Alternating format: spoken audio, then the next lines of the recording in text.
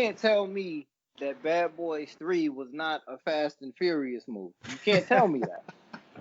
Like, you can't tell me that. The entire plot structure of that movie is Fast and Furious, all the way down to the actual reveal of family and all of that shit. Like, and I'm probably gonna get some heat for this. I'm probably gonna take some heat for this. But if Will Smith and Martin Lawrence were not in Bad Boys 3, that shit would be on Netflix, bro. And you scroll past it.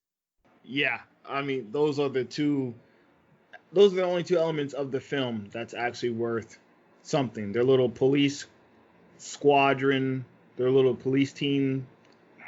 I don't even remember their name. That's how memorable they are. But that'd be a Netflix TV series, Bad Boys spinoff. Oh my God, Mike Lowry and Marcus Burnett. And the thing that made me mad about it, because you've seen Bad Boys 3 at this point. I know exactly what you're talking about. Go ahead, man. Tell them. Well, the issue that I had with it overall is that the main draw to these movies is the interaction between Martin Lawrence and Will Smith. I could watch the two of them playing basketball, playing golf, sitting on a boat, cooking, fucking riding in a car. I could watch Will Smith and Martin Lawrence do anything together for an hour and a half and be entertained by it, because that's the kind of chemistry that the two of them have, playing off of each other, right? Most definitely. The thing that I enjoyed the most about the previous two Bad Boys movies was that interaction between the two of them. We waited almost, I'm going to say Bad Boys 2 came out in 2003. So we waited almost 20 years for this sequel to become an entire trilogy. And I feel like we got robbed of the main thing that we actually wanted to see.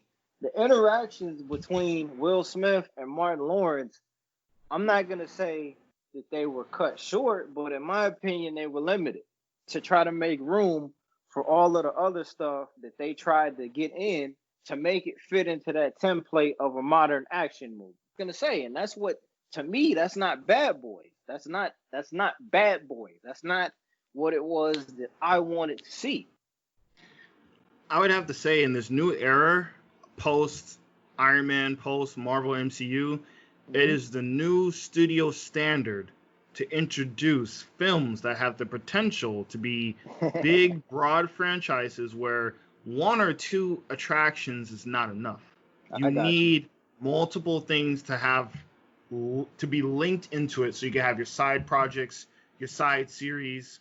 I mean, even the thing at the end was so Fast and Furious and so Marvelous, where my son is actually, we want to join the squad, we want to join the team, like his damn Samuel L. Jackson coming to Robert Downey Jr. Please. At the end of Iron Man. Like, come on, yo. Like, they're totally doing the whole Marvel shit with that appeal, man. Trying to hint more. See, now they can just be a self-contained story. You got to hint for the next project. You got to hint for a potential side series. You got to have 3 or 4 characters you don't really give a fuck about, but you got to put them in there so they can have potentially some new streaming service exclusive show that no one gives a fuck about. Further milk the franchise. Now, I'm not sure if that was the case with that, or that maybe Martin Lawrence and Will Smith just, there wasn't enough material to begin with, so that was just filler for the film to help them ease down on their screen time. I don't know. I think it could be a culmination of both of those things, but it's definitely it's bullshit, and it's definitely that new, as great as the MCU is, it has definitely some problems that come with this new era of filmmaking, where these companies are now incorporating that big, broad project, and we got to tease the future. We got to tease for side projects, and we can't have self-contained stories anymore. 1 or 2 attractions is not enough. We have to have 4 or 5 little different things that you can easily veer off to and make itself its own entity. Because, bro, I don't give a fuck about an MO spinoff on Hulu. I don't give a fuck about none of that, bro. Like, bro, I'm streaming that. I'm watching that shit first night of drop. I'm gonna binge watch that shit the whole day, man. I'm excited.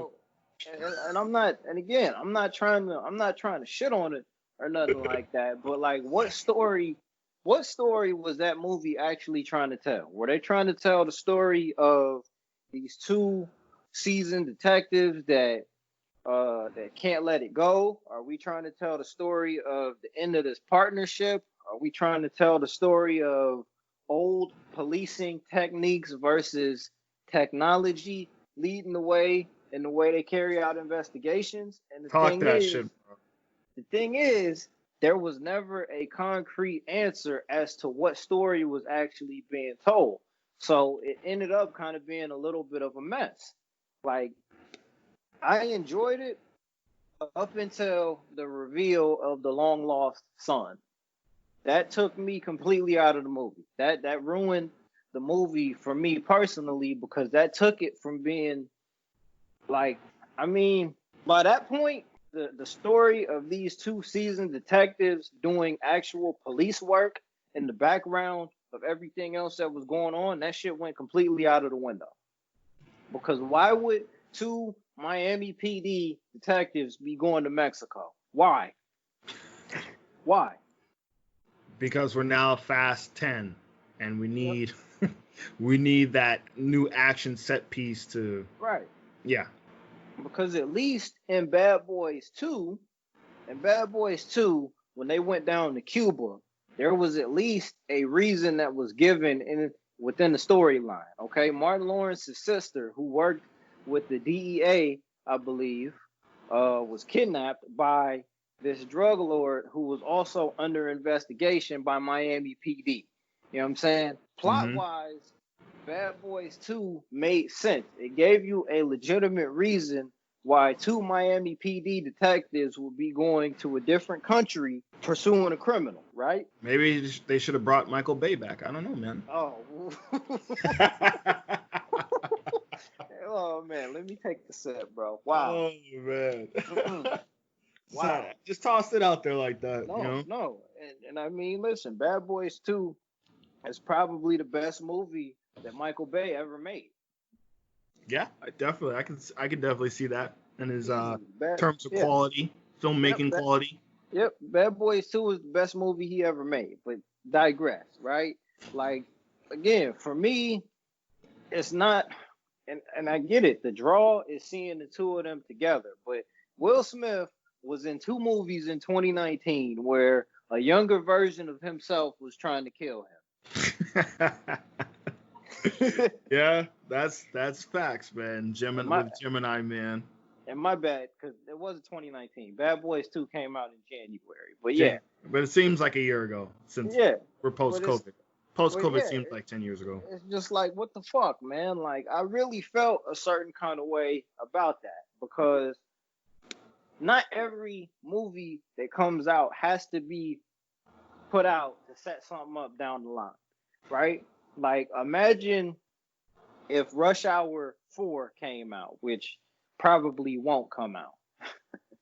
But imagine if they come out with Rush Hour 4 and the plot is that Detective Carter's long lost nephew is selling dope now. You see what I'm saying? Like, yeah. And working with the triads to where now Carter has to go get Lee out of retirement. Like, get the fuck out of here with that shit. I'm just saying, like, that wouldn't feel like Rush Hour.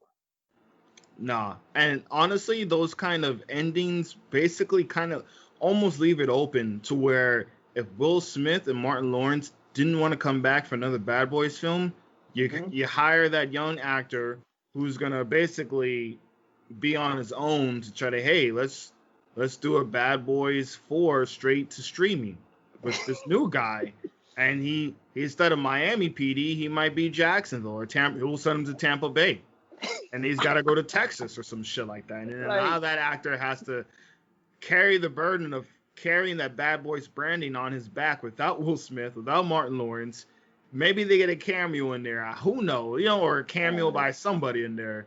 So now you leave the option open where you can where you want to stretch it further past without involving the main attraction, the main draw. Okay. So if I told you, oh man, how would you feel if I told you that there was a Bad Boys spinoff that already happened? that you've never seen before or didn't even hear about. How What? would you feel about that? Bruh, are you serious?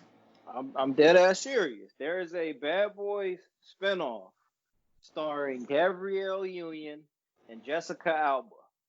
What the hell? Serious? I'm not making this up. This has got to be 2004, 2005 era or what? That's when it should have came out. That's when it should have came out. But I promise you, you Google that shit right now. What the hell is this shit, bro? Man, I mean, you Googled it? You looked it up? Me, I'm looking at it right now. What? I mean, it's possible they could. No, it happened. It happened. Is it LA's finest? Mm-hmm. Oh, you shitting me? It premiered on what? 2019. Yes. Wow. True story. This happened. This is something that happened. I'm not sure. It might have came out on like either a new network or a streaming platform, but there you go. You said this had to be 04, 05. That's when it should have came out, but no. You're gonna do this a year before Part 3 comes out. I mean, and there you go. Right now, I mean, again, you said it should have 04, 05. I agree with that. I don't disagree with that, but it goes back to kind of what you were saying with a lot of these properties. Like, imagine, I mean, before everything happened with COVID and everything like that, I believe there were rumblings of a Beverly Hills Cop 4, right? I believe so. I think I heard about it. But how would that look if Beverly Hills Cop 4 with Eddie Murphy were to come out and then it ends on a cliffhanger? Like, you see what I mean? I would feel differently towards that. Like, the stories, like Bad Boys 1 and 2 were only connected because of the characters that were in it. Bad Boys 2 was not really a sequel to the first Bad Boys. There were no references at all to the movie that came out before it. Yeah, true. You know what I'm saying? Like, yeah. And sidebar. My bad. Go ahead. Nah, you straight, man. Sidebar, let's go. Hold that thought. Sidebar, right? Uh-oh, here we go. If somebody on American soil, let's say if you murder a police captain, you murder a federal judge along with a couple informants, and then you get brought in alive and arrested on those charges, what's going to happen to you? You're getting a death penalty, right? Especially in Florida, right? I mean, you would think. Man, he's getting the chair in Florida, man, for that shit. So how far does suspension of disbelief go? Is all I'm saying there. But I mean, you get introduced to the Bad Boys Initiative. And then 5 years down, when both Bad Boys and Fast and Furious are milked to the death, you do the crossover film, and then you get everyone else excited. They were in the same cinematic universe the whole fucking time. That's what you do. That shit be like, oh, you thought Infinity War couldn't be topped, huh? You thought Endgame couldn't be topped. Okay. Oh, shit. And then John Wick show up and then some shit like that. They got one of his coins and shit in his pocket. Like, where the fuck you get this from? Oh, you see his dog walking across the screen. You're like, no way. Oh shit! Right. Like, nah, bro. Like, and then it becomes the expandables of the new generation. They got these old geezers in here. No one cares about Bad Boys and Fast and Furious anymore. Bro, the post-credit scene. Post-credit scene ends with Dominic Toretto walking into the Intercontinental Hotel. Oh my God. Don't think they're not thinking that shit. You know, they got those plans. How can we milk this shit further? Oh man, damn, bro. Like Martin, or their kids, Martin Lawrence's kid is in that shit. Right. His grandson. His grandson's in that shit. His grandson and Dominic Toretto's son end up meeting each other in the garage, bro. Yeah. Right. You know what I'm saying? Martin Lawrence like fucking Nick Fury in that bitch. He ain't out on the scene. he He's at Oh, control. He's at control right there and oh monitoring man. everything. He's the Death Sarge. That's some good shit right there, man. Oh man. Telling you, That's something we're gonna see in the next 10 years. He said the Fast and Furious Bad Boys crossover that was there all along. Oh my god.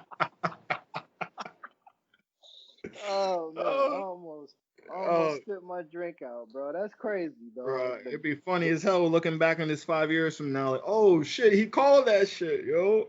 Mm-mm. That's crazy, dog. Oh, Like Will Smith's last hurrah. that's oh man, I don't even know how to feel about that, dog. Like I Damn, really I don't even know how to feel about that. I was man. oh shit, I forgot what I was even thinking about right now. Oh my goodness.